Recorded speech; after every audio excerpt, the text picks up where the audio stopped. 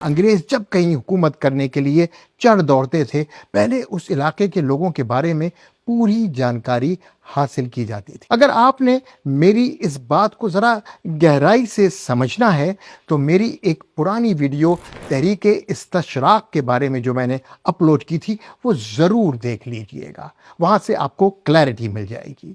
انگریز پوری طرح وہاں پہ بسنے والے لوگ، ان کی نسل، ان کے رنگ، ان کے مذاہب، ان کی ثقافت کو اسٹڈی کیا کرتے تھے، پھر ان کے نتائج کی روشنی میں ڈیوائیڈ اینڈ رول کی پالیسی کو امپلیمنٹ کرتے تھے۔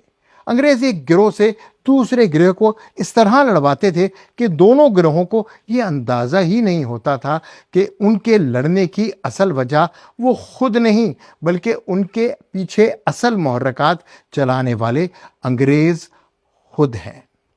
وہ بغیر سامنے آئے، پیچھے رہ کر لاجسٹکس اور انٹیلیجنس سپورٹ سسٹم بھی اپنے ہاتھوں سے چلایا کرتے تھے۔ تو آئیے آگے چلتے ہیں۔